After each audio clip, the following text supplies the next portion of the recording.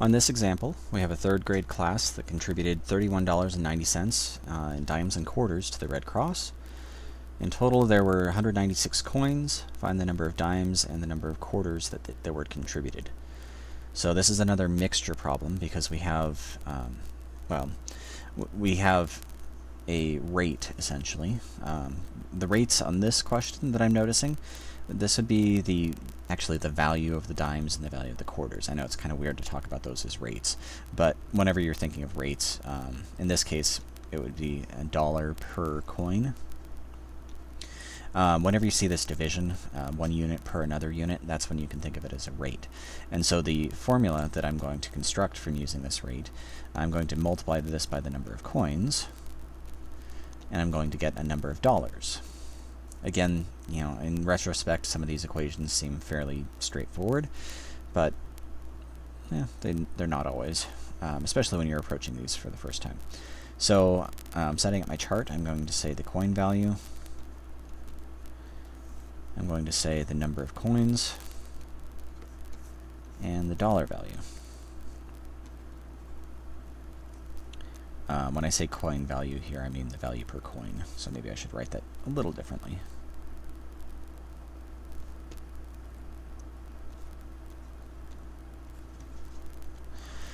All right, we know we're only dealing with dimes and quarters, which is fortunate, because if we had additional denominations in here, if we had pennies and nickels and things like that, that would make us have more variables, thus more equations. And in this class, we're only dealing with 2 equations and 2 unknowns. So you can stop once you dealt with 2 variables, essentially. It should be all we need. All right. Reading through this, they contributed $31.90 in dimes and quarters. This is not $31.90 in either of these individually, but this is the total. So again, I'm going to write a third column on here.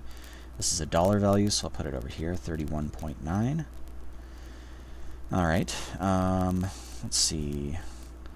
In total, there were 196 coins, so the number of coins for the total should be 196. That goes in there.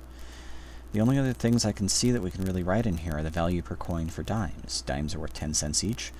I am wanting to keep everything in dollar values, so I don't want to call this 10. I'm going to call it 0.1, or 0.10 if you want to write the trailing 0 on there.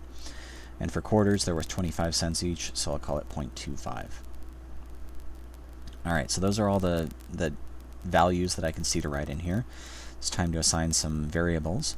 And seeing as how I multiply these 2 values to get that one, I'm going to put my variables in the number of coins column. So x is the number of dimes, it looks like, and y is the number of quarters.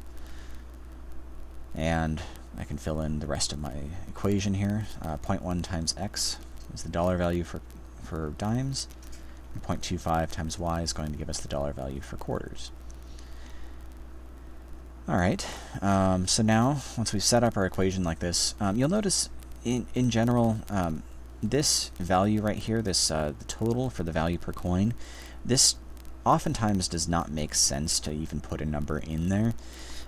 This is essentially the average value per coin that they donated, and that's not really going to be terribly helpful.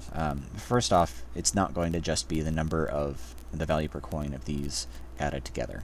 If you have, it doesn't usually make sense to add rates. If you know you're dealing with premium gasoline at $3.20 per gallon, and you have some unleaded gasoline at non-premium at $2.99 per gallon, if you mix them together, you're not going to be paying you're not going to be paying over $6 per gallon. The amount you're actually paying per gallon would be somewhere between them. It would be some sort of average.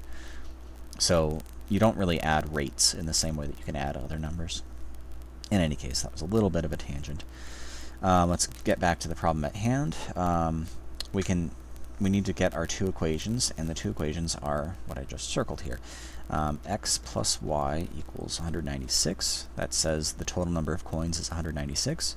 And 0.1x plus 0.25y equals 31.9. This says the dollar value of dimes plus the dollar value in quarters is equal to the total dollar value.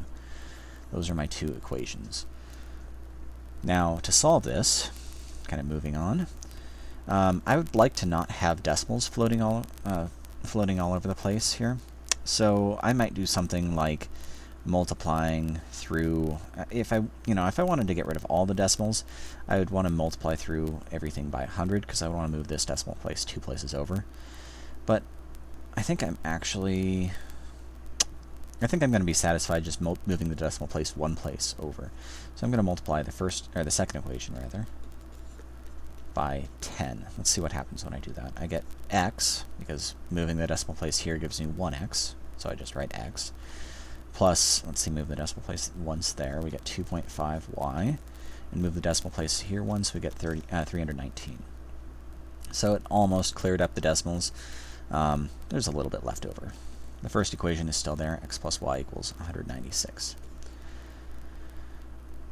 And, well, if I go through and actually, if I made this a negative 10, then that would have actually changed the sign of each of these. So I'm going to just kind of tack that in there. And the reason I'm doing this is because now you can see if I was to add these two equations together, my x's would cancel out. I have x and a negative x. When I add them vertically, that would just give me 0x, which is the same as 0. Here we get 1y plus negative 2.5y. That's negative 1.5y. And here we get 196 minus 319. I'll go ahead and consult the calculator. 196 minus 319 gives me negative 123. Alright, then I need to divide both sides by negative 1.5, giving me y equals 82.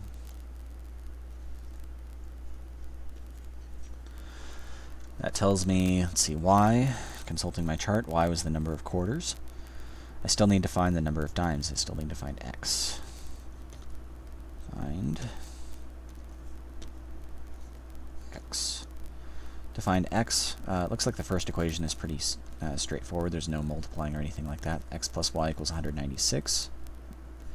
And since y is 82, I get x plus 82 equals 196. Subtracting 82 from both sides, I get x equals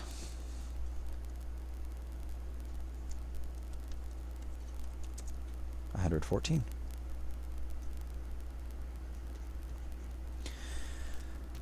Scroll down here. So what I'm saying, x is the number of dimes, so there's 82 dimes and 114 quarters. Before I move on, I want to double check that everything works out, because I want to be absolutely certain with my answer so I don't have to think about it anymore. So I'm going to check first off that there's the correct number of coins. 82 plus 114 is 196, and we wanted 196 coins. Then I'm going to check that we have the correct dollar value. Well, when I multiply by 0.1, that's the same as dividing by 10, so this is $8.20 worth of dimes.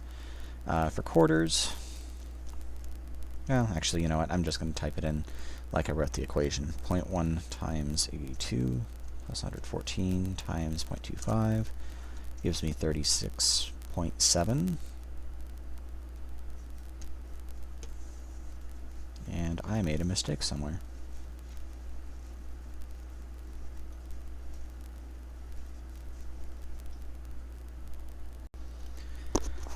Right, I just figured out what it is. I went and switched around what my things meant.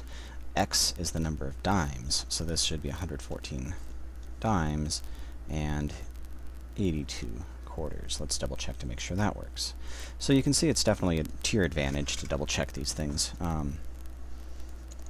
Everyone makes mistakes. 0.1 times 114 plus 82 times 0.25 gives me the 31.9 that I was expecting. So you can see there was a mistake made there, and this last checking step allowed me to catch it.